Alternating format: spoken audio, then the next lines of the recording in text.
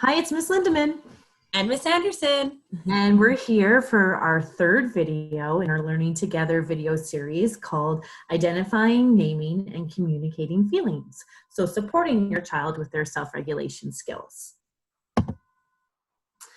So to start, I'm going to talk about 10 different strategies where you could support your child with identifying, naming, and communicating their feelings.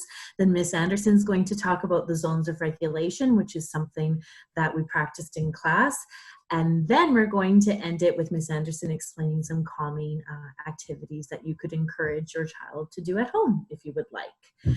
So some strategies for supporting your child with identifying, naming, and communicating their feelings is encouraging them to name their feelings. So if you know your child is frustrated or sad or upset, encourage them to tell you that by saying, I'm frustrated right now. And then encourage them to tell you why.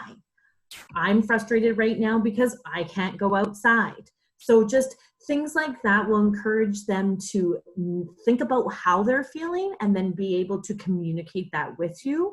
And that's really important for them to deal with their emotions. Something you can do as well is model how you name your feelings. So if you're feeling happy, tell your child that I'm feeling happy and give a reason. I'm feeling happy because it's a beautiful day. If you're feeling frustrated, tell your child that and give a reason why in a calm way. So you could say, I'm frustrated because there's toys all over the floor. So you're naming the feeling and you're giving a reason why, and your child is hearing that. When they hear you, they model and mimic what you do. You're your child's first teacher, and they really, really, really look up to you and how you deal with your feelings and your emotions. So model how you can name them and give a reason why, and you could also model how you could problem solve a situation if you're feeling frustrated or upset.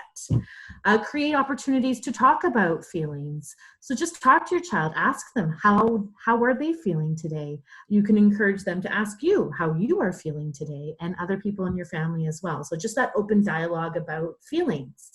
Supporting your child in dealing with uncomfortable emotions. So in class, we always talked about how it's okay to feel sad, angry, and upset. And those are uncomfortable feelings. Those are not good feelings. What we want to let children know and really communicate to them is that those uncomfortable feelings will pass.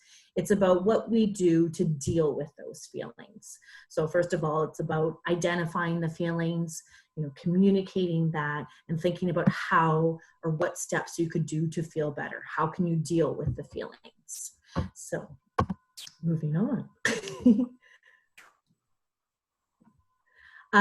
Reinforcing positive ways to express feelings. So when you hear your child talking about their feelings, naming their feelings, giving a reason why, problem solving if they're feeling an uncomfortable feeling, praise them. Tell them what a great job they did with that, and really celebrate that, because it's important for children to be able to talk to you about their feelings. So you want them to continue to do that. So praise them when they do.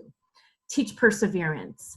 This is a big one. So although we might be sometimes feeling uncomfortable feelings, it's about identifying that, communicating that, and thinking about ways to problem solve so that they feel better, and then to continue on. Persevering and teaching perseverance is so important. So keep on keeping on, don't give up, keep trying. Model healthy choices. So again, they look up to you. So model how you deal with your feelings. They're listening to you. They're mimicking what you do. So just model healthy choices when it comes to feelings. Look for healthy choices in your child. So if your child has identified that they're mad and they're taking a break by looking at a book, tell them like, whoa, notice that and name that. I noticed that you were feeling mad and you went and looked at a book. That's a great strategy. That's a healthy choice. Good for you for taking that step if you're feeling that way. Encourage problem solving. So encourage your child to solve the problem.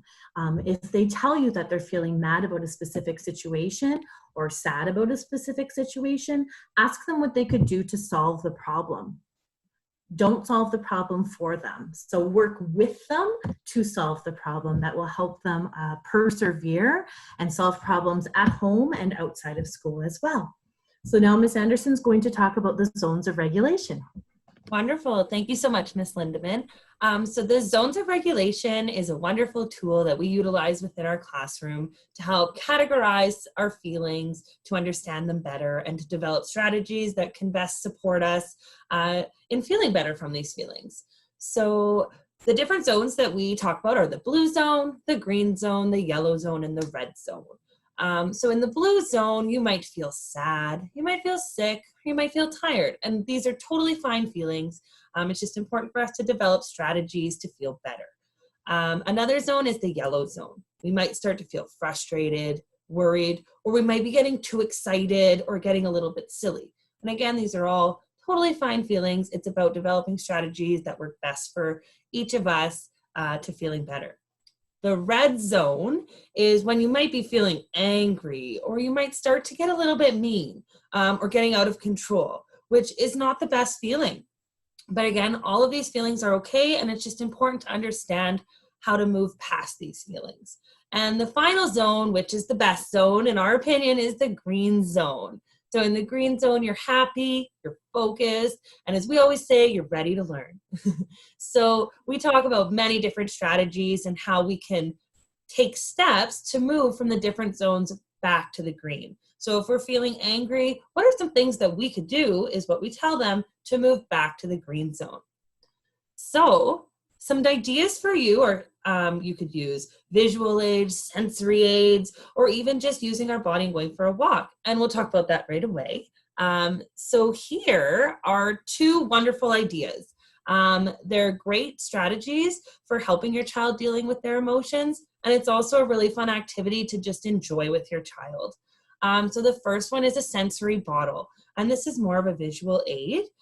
They can put any materials that they would like inside, and if they're feeling sad or even angry, it might help them to just watch the materials move inside the bottle in different ways to distract themselves and focus on something different until they're ready to return to the problem. Another one that is more sensory could be a homemade stress ball, and all you need is a balloon and any material to put inside. And they can play with this with their hands, and they can just feel what's inside until they're ready again to deal with the problem.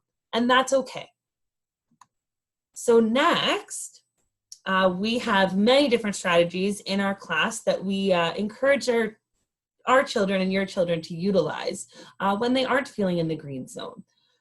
So some things that work is counting to 10. Counting is a great way to just distract your mind and focus on something different until, again, you're ready to return to the problem. Going for a walk is a great strategy. It's a great way to get moving and, again, just focus on something different until you're ready. Miss Melanson had shared with us a wonderful breathing strategy video. And in class, we also read different stories on other breathing strategies. So there are many out there, and they're all wonderful to use. Another thing to do to also distract yourself is just name some things that you might see or hear or smell, feel, or even taste. Like, I see that the sun, and it makes me feel so warm. And thinking about these happy things can help you distract yourself from the problem until you're ready to go back to it.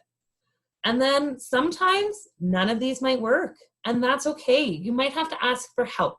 And it's important to encourage your child to ask for help when they need it, but not to solve that problem for them, and work with them in maybe developing a new strategy that will help, or maybe they did just need to talk about the problem to understand it better for next time.